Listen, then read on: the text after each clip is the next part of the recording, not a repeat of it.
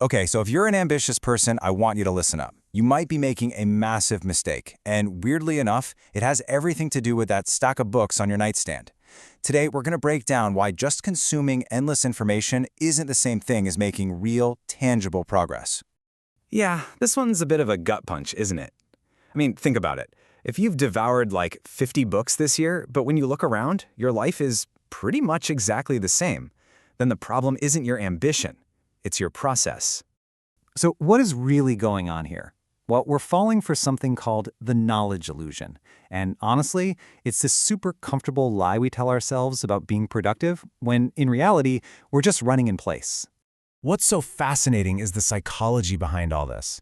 See, when you finish a book, your brain gets this little hit of dopamine. It feels like a huge accomplishment. It feels like progress. And our brains, well, they absolutely love that easy win. But here's the catch. Without action, it's just a feeling. This whole cycle creates what we call theorists in a world that only, and I mean only, rewards practitioners. All right, so how do we break out of this cycle, this loop of hollow productivity? It all starts with getting absolutely ruthless about the information you let into your head. We have to start being way more aggressive about vetting our sources. So I want you to take a hard look at all the advice you're consuming and really ask yourself this. And maybe more importantly, are you even sure that blueprint leads to a place you actually want to go? And this, right here, this slide just lays it out perfectly. It illustrates that huge divide. You've got the theorist, who's read all the books about the journey. Then you have the practitioner, who's got the dirt under their fingernails, the scars, and the real wisdom that only comes from actually walking the path. You want advice from the person who's been to the destination, not the one who just sells the maps. So the most crucial takeaway here is to make this your new rule, your non-negotiable rule. It sounds simple, but trust me, it's not always easy to follow. It takes real discipline to say no to all the noise out there from people who haven't actually achieved the specific result that you're after. But look, it's not just about who you learn from, it's also about how you learn. This is where we need to make a huge shift, from being simple passengers to becoming the architects of our own knowledge. There's a massive, massive difference here. Think about it like this. Reading is like taking a tour of a city from a bus. You see all the sights, sure, but you don't really know the streets. Studying, well, that's like getting off the bus, walking down the alleys, and drawing your own map. You're actively deconstructing it so you can build something for yourself.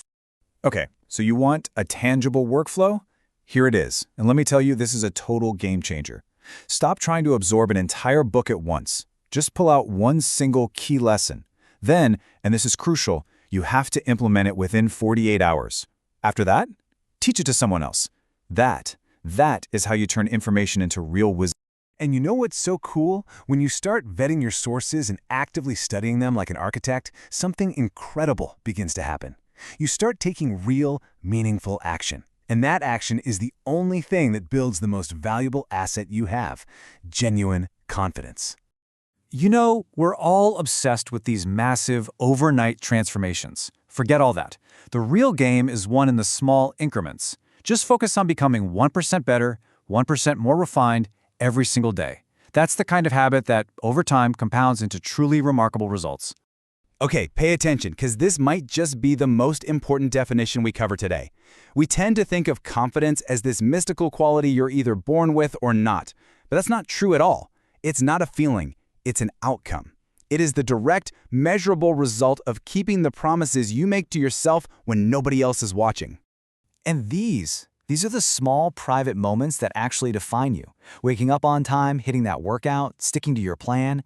Every single time you break one of these small promises, you're not just letting yourself down in that moment. You are slowly, piece by piece, eroding the very foundation of your self-trust. All right, and this brings us to the final piece of the puzzle. And it's a big one. This is a mindset shift so powerful, it could literally change the way you see everything around you. See, most of us spend our entire lives looking through a window, right? We're looking at other people's situations, comparing ourselves. But the truth is, life isn't a window at all. It's a mirror. The world doesn't just show up as it is, it shows up as you are. Your entire external reality is a direct reflection of your internal development. So here it is, the big takeaway. The thing I really want to leave you with is this. If you want a better life, a bigger bank account, stronger relationships, you have to become a better person. Stop blaming the reflection. The power to change everything you see starts and ends with the person looking back at you in the mirror. The only question is, are you ready to start doing the work?